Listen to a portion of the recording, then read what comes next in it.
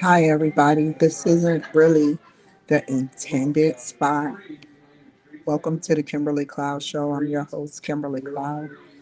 So, pretty much, I am here at McDonald's. I'm here at McDonald's, and I'm trying to use my inside voice. But the reason why I'm here at McDonald's is because it brings back old memories. And I'm going to do a skit once my phone charge somewhere about me walking through I already got some like together, but I need a whole skit of basically me walking through a door and talking. And so I got food. I came bearing food and steak sandwich. I think it all started in 95. My mother used to take me out to McDonald's. And we used to sit up there and eat biscuits and gravy before they discontinued the biscuits and gravy. So I'm like, we would just talk. She would take me on crazy adventures. Mm.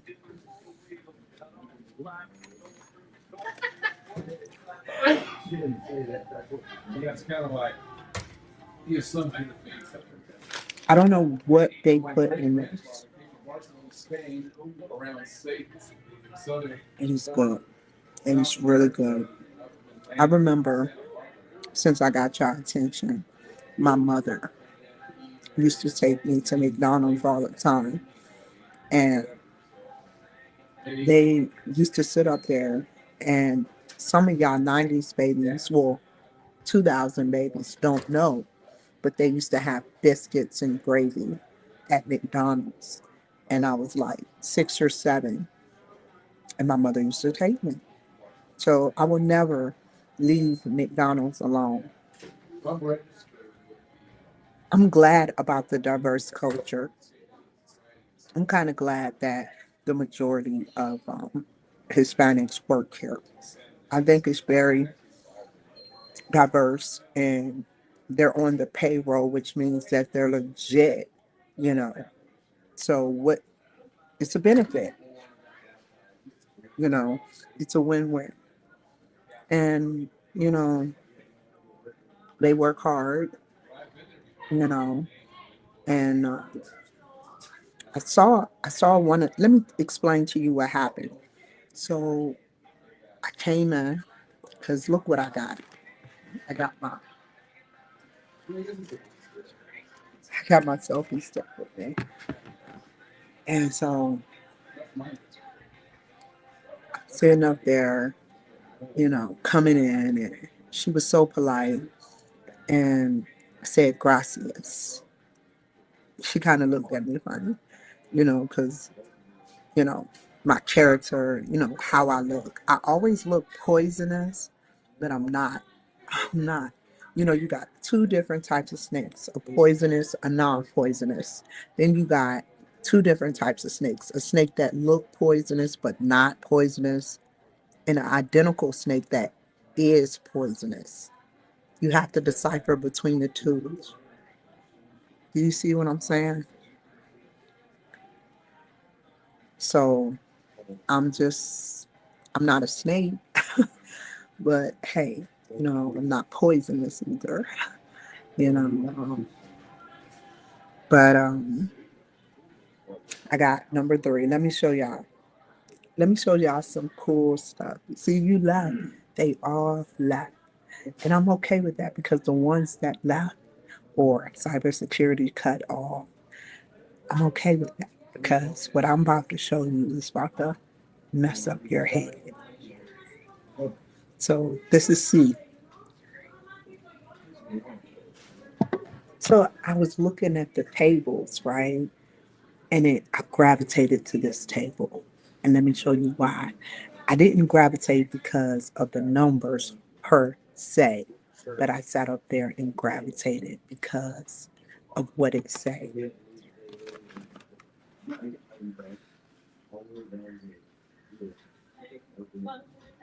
That's 11-3.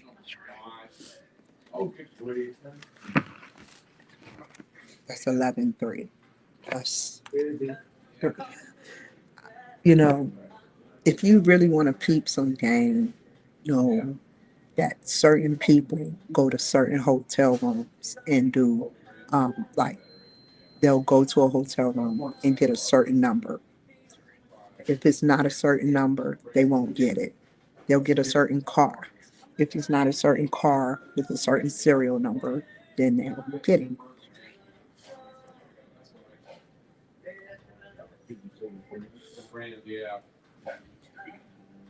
Thank you. So yeah, um, if you want to really be into numbers and try to figure out, how powerful they are, we're in digital world right now. So, you know, hey, think about it. Numbers. Think about it. Y'all like, she's loony. And I'm like, okay, I'll take that. you know, I'll take being a pretty loony girl. Ooh, this is good. Let's see what's inside of it. Look at that. I will gobble this up. They made it excellent. Like, seriously. Hold on, let me take a small little bite. I'm eating, talking to you guys, and about to leave. Just give me a second.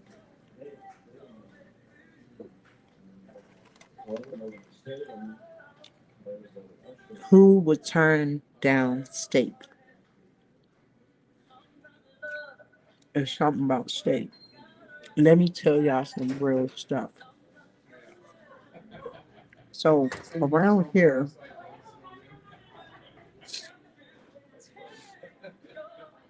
one person told me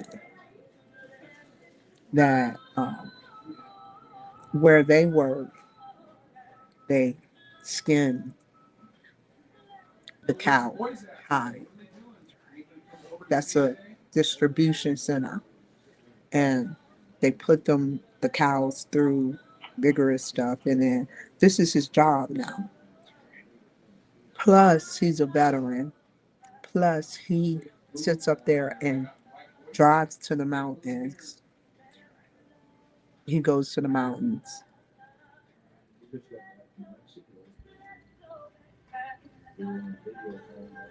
Anyway, he goes to the mountains and he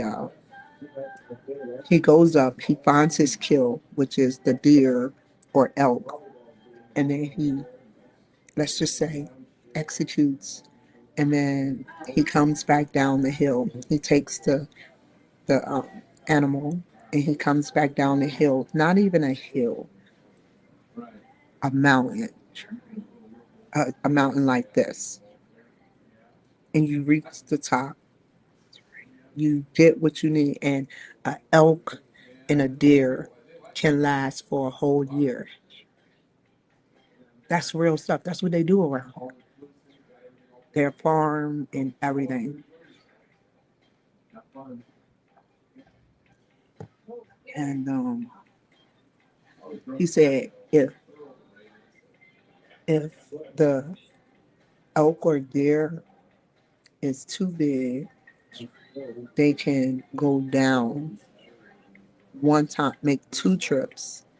And like, for instance, if it's too big, they'll go down, they'll put their deer meat in the thing, and then they'll go back up. It's a 2 hour trip. That's what interested me so much. It was a 2 hour trip up the hill and down the hill. That's a whole 10-hour expedition trip for his daughter. He does that. His daughters, plural. So I'm like, damn. And then he told me how to do it. I was like, no, I don't think so. I can't do it. I thought when I was in Pennsylvania, I thought that I can recycle a deer or something, go all the way out in the wilderness and kill a deer. But it's not like that.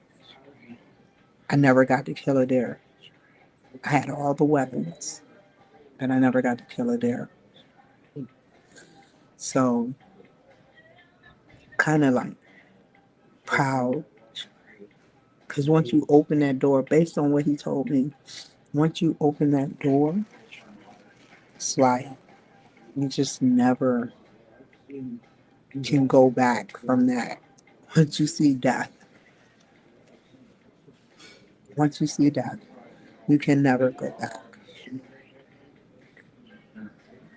So yeah, when I eat, my nose just bothers me. So yeah, but other than that, today, Happy New Year's, you guys. Happy New Year's, and I hope that you learned something for the year that you either were broke or you cheated or whatever the case may be. What did you learn from 2025 now that we're in 2026? It don't even feel like it. Is it an illusion? No illusion. Numbers aren't illusions. You know. So, you know, I'm about to get off of here. I think I did the appropriate thing. Um, I hope that you guys take care. I start class in 6 days. Oh, I'm keeping track. If my teacher out there watching, she probably like, mm. you know, I hope to do good business with her because I want my second master's. And they're making it so hard for me. It's like, hand it over. It's yours and it's mine. Hand it over. You know what's rightfully mine. Hand it over.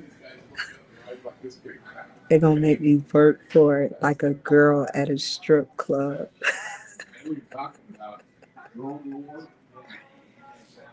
Like a girl getting $100 bill. And it's just being honest, when you, let's be honest, women that know what that's like, which I don't know what it's like because I don't accept money for anybody, but I've seen it and I've been close. So, you know, people exchange money, and is it worth it? Is it really worth it? You either They either want too much from you, they're not picky. You got a group that's picky, a group that's not picky, in a group that's just neutral. I have stories. I cannot wait to write a book. I did write a book, Life of a Cloud, but they didn't sit up there and publish it right. I never seen monetary funds. It's just out there floating, no production, no nothing. Then I did it again with Harry's ghostwriting, and I paid $500, which I paid for what I got. And it's out there, a short story you'll remember, you know. And boy, do I remember it. Jessica made sure that she was vindictive. I was always nice. And no, I'm not talking about my sister. They put my story out there. They made it look illiterate. They didn't edit shit. It was crazy. But guess what? On the flip side, guess what? Drum roll. I am in Who's Who, Marquise Who's Who, that's been out since the late, um, either early 1900s.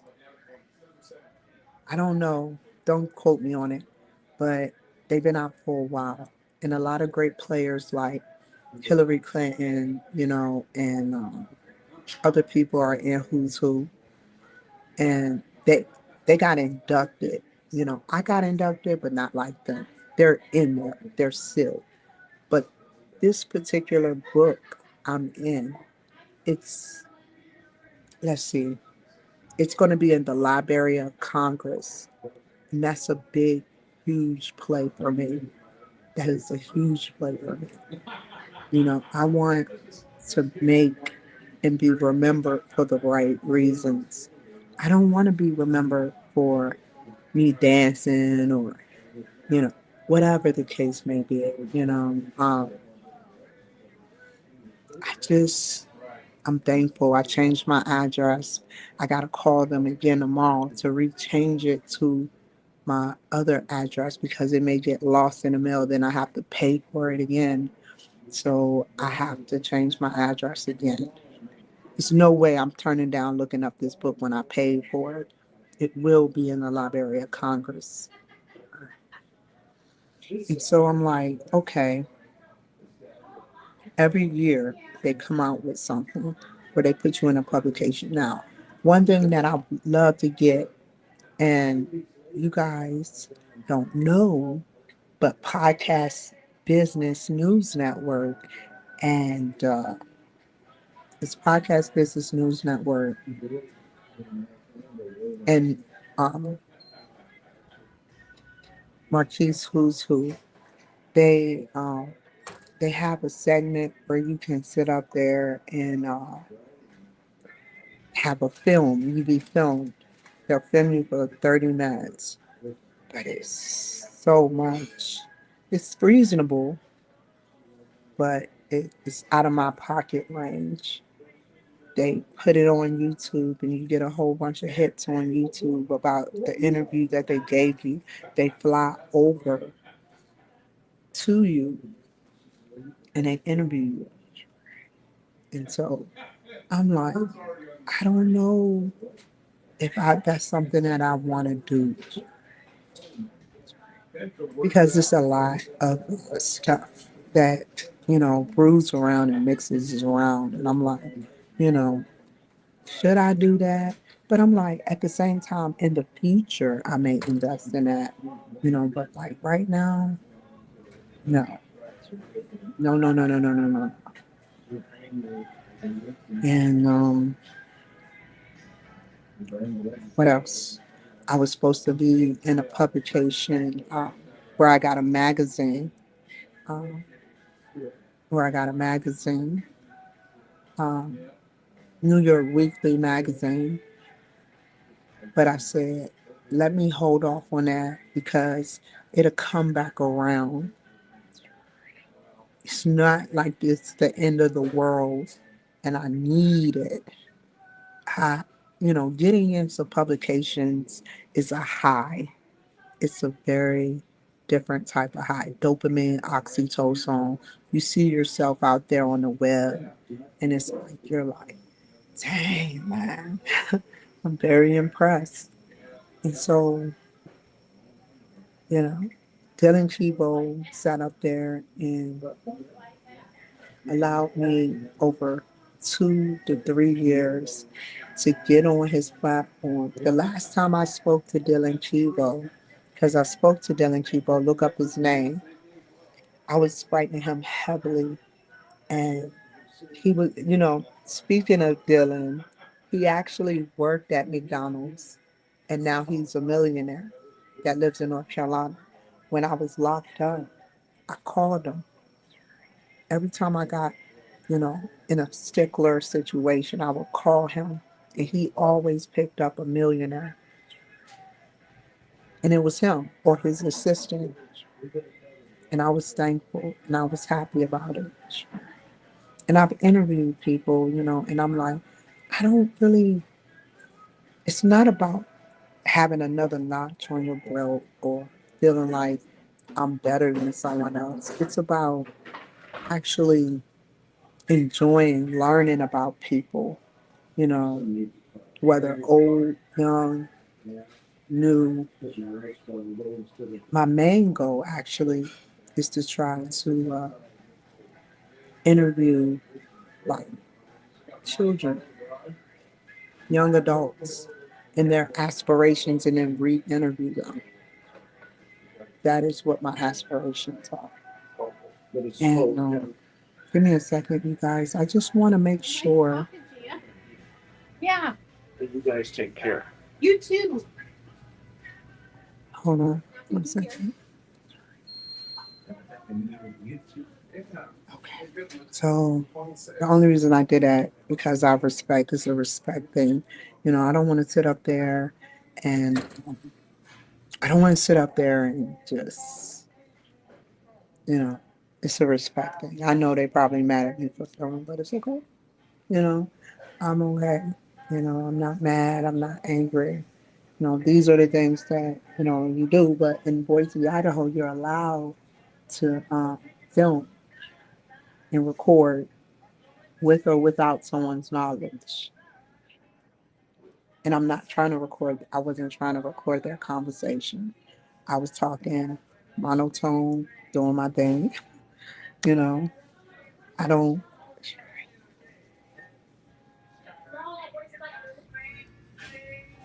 thank you, Jeremy Jones. You sure it's not Tyrone Biggums? Hi, everybody.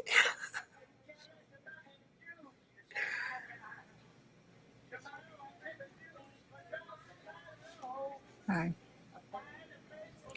Playing on my phone. Stop playing on my phone, my YouTube. So, let me get off of here. I think I did enough talking. I got, another notch on my belt with somewhere. And it's raining hard, so I'm like, okay, I think that's my cue. And I don't like driving in the rain. People are so unpredictable. We'd be like, ugh, what are you doing? Why are you swerving? Why are you on my side? Get over there. Stop. Go. Be still. Go that way. Halt. Who goes there? It's crazy. I'm saving this stuff. I'm going home and I'm devouring. I should ask for a bag, but I can put it in my book bag. No big deal. They did enough work for me. I'm not trying to work them like a Hebrew slave or some shit. I need a bag. And then they look at me like, okay.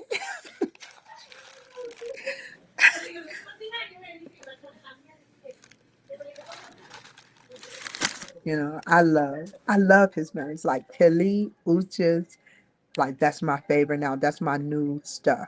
Kelly Uchis. You know, she has a different style with Latino American, and it's so cool, man. I enjoy watching. I'm not gay. See, some people dropping off a lot, like, oh, she gay. Just because like I said, for those who just joined, I may look poisonous but I'm not poisonous. I may look gay, but I'm not gay. I may act partially gay, you know, but I'm not. Sure. I don't do that. You know, talking, I've had my own horror story.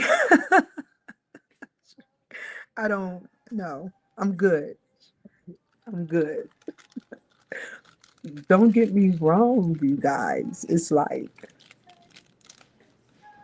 if a woman, any woman, if a woman is attractive, even you guys that are women out there, y'all sit up there and y'all light up. We'll just keep it G rated. You'll light up. But that doesn't mean you have to act on something. If you're attractive, you're attractive. Oh, well, get over it. But if you lie and be like, well, I don't know about you, but I don't do that type of stuff. Well, maybe there's something wrong with you. But if you're fine, you're fine. But then here come the flip side of that. When someone has a man, it's like if they go like this, looking at the woman, it's like they rip their eyes out their head. They rip their eyes literally out their head, and they be so beautiful. Why? He, I don't understand. He used to look at me that same way. As long as a man don't act on his being lit up, we'll just call it lit up, then it should be no problem. You can't just rip somebody's eyes out their head that God put in their head with all the other emotions and the rules to the game of the Bible and expect a man not to sit up there and act like a man. Don't look at him. I be seeing that shit. It be fine. It be fine. Everything be fine. As soon as I walk in, it don't even have to be. It could be Nikki. It could be a white lady. The Lily from It's Not Fair. She's a beautiful white woman. I give her props.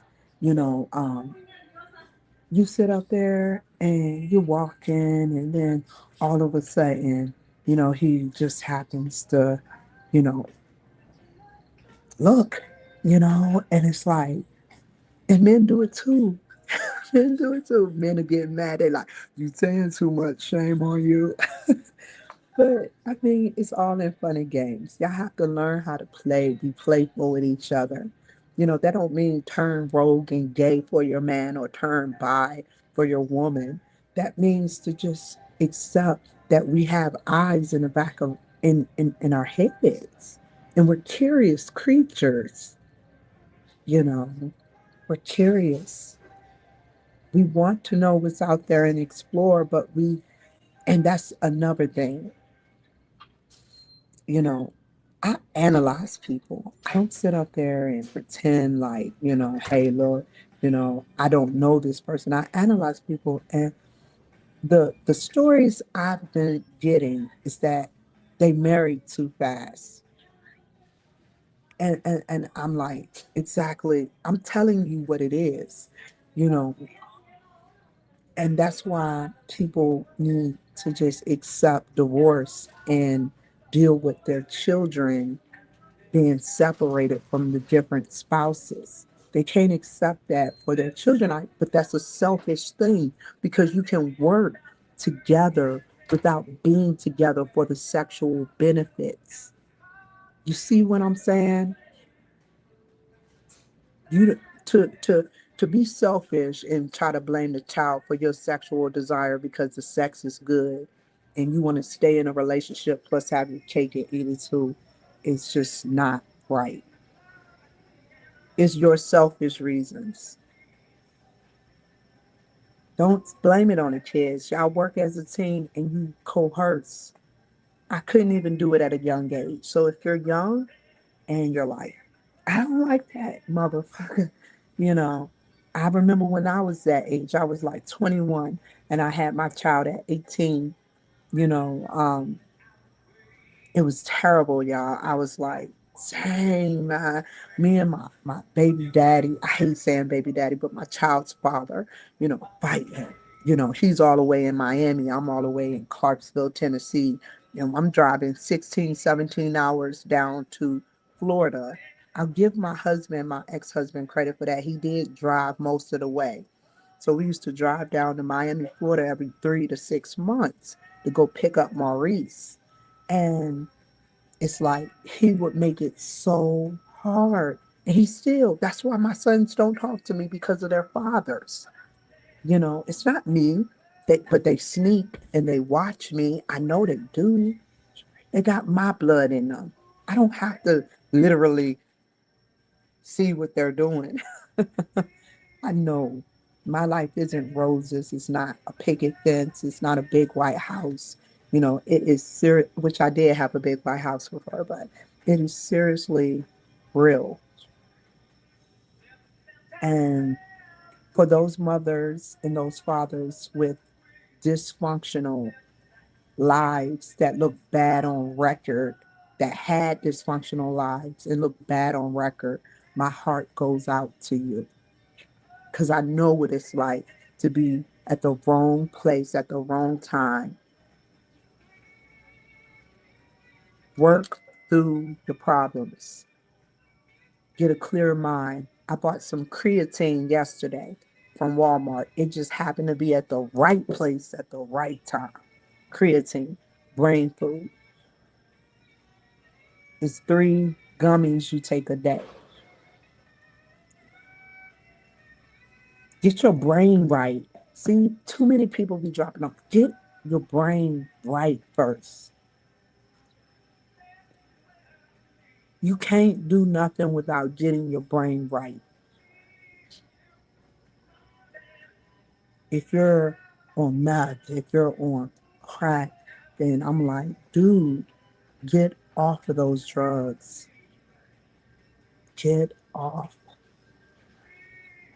Don't sit up there and let drugs overtake your family, overtake your emotion. They got this new drug out called pink meth or pink cocaine. I seen it on Fox News a couple of months ago, and it looks just like my lipstick. People had it up their nose. I'm like, next, it's gonna be food. They're gonna be like, snort the McDonald's food, and I bet you get high. And they'd be like,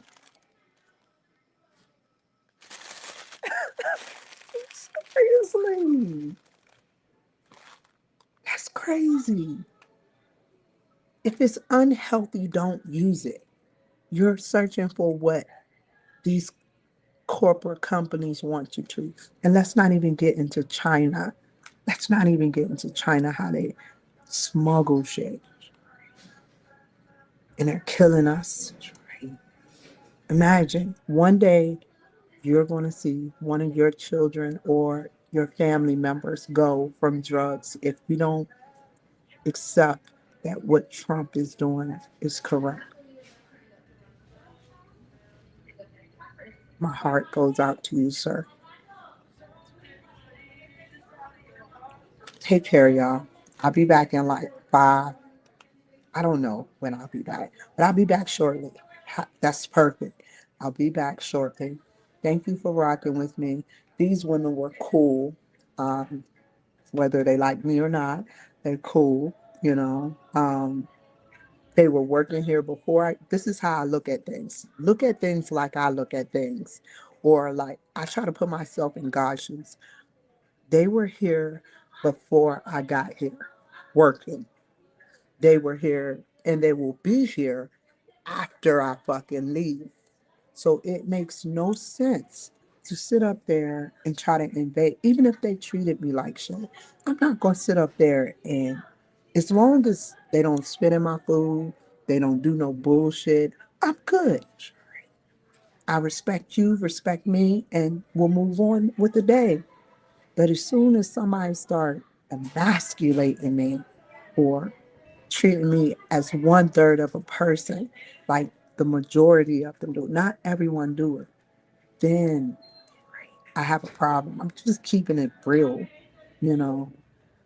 But let me get off of here.